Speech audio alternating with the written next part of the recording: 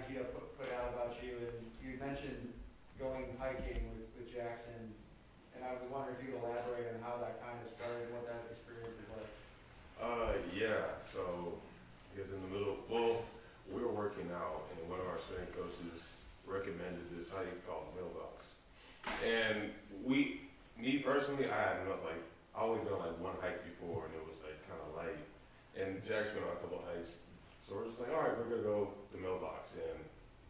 And like immediately, like the second that we started going, Jack just went off. So I'm basically in the forest by myself, and I'm just like, all right, like here we are. And like it's like super steep and like super hard, but like I kind of had like a life-changing moment because I realized that like only I can get myself up this mountain, and if I just keep going step by step, I'm gonna be able to get to the top. And although it took a little while, I finally got to the top of it. So When was that?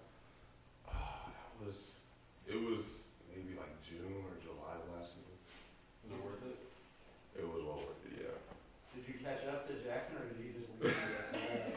I would say I caught up, but like I caught up to the point where I could see him going up the mountain. So, yeah. Eddie, I live a couple miles from Mailbox, so I know what you're talking about. Yeah. Hey, I was just curious, you're still in pre-med, right? Mm-hmm. So here your football career is unfolding, but you're also playing in the middle of a pandemic. Mm-hmm. How is that for you as like a pre-med student, watching all of this health crisis happen, and it's, you know, your future as well as football?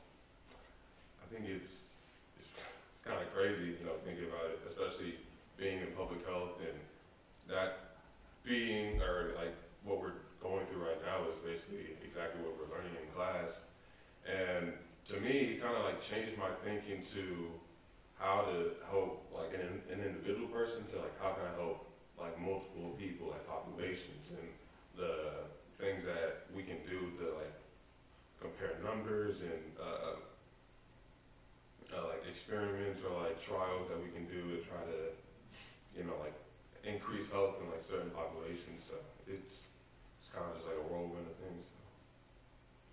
What was the feeling of practicing in front of a number of fans today after not playing in front of anyone for a year plus? Oh, it was great. It was great. I missed you guys. So, yeah, it's just like, it just feels different, you know, like playing in games and you're like, you run out the tunnel and it's just like crickets, you know, and then actually like having someone like, when the offense scored, I heard cheers and I was just like, you know, it's, yeah, so it feels good to be back. So, for you guys to be back. What has been the hardest part of the last year?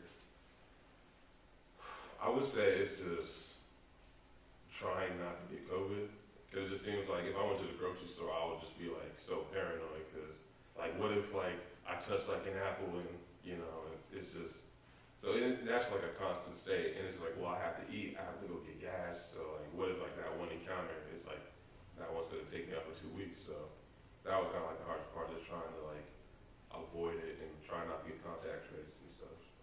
What's one thing you want to improve, kind of focus on in your game specifically heading into the season?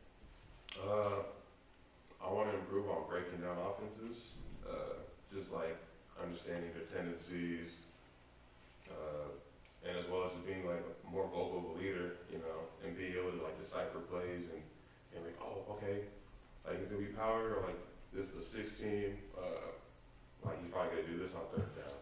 Just like that next level, like that next development is probably what I want to be better at.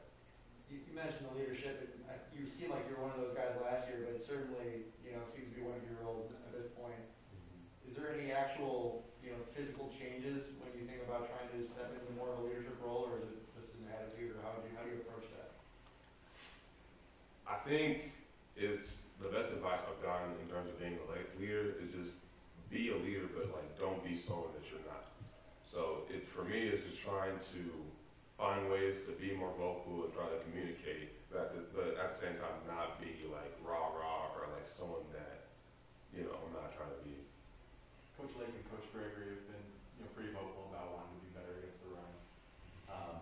What changes are you seeing, or kind of what do you think is different with the defense so far? Either the way you guys are approaching it, or the scheme, or the way it's being installed that you think is helping you guys with that? I mean, that's the first thing he said in our first meeting as DC. He just said we have to stop the run. You know, like in the history of death row,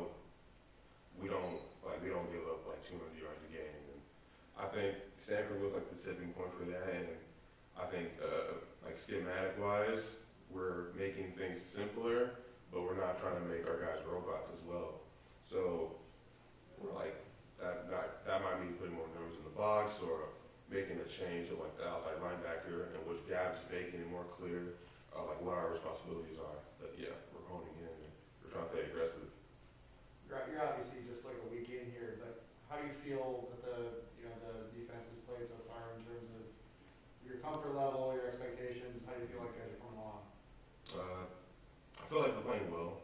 I think that obviously we have room to improve, but I think our chemistry is clicking really well. I think we all can like we all flow like really well.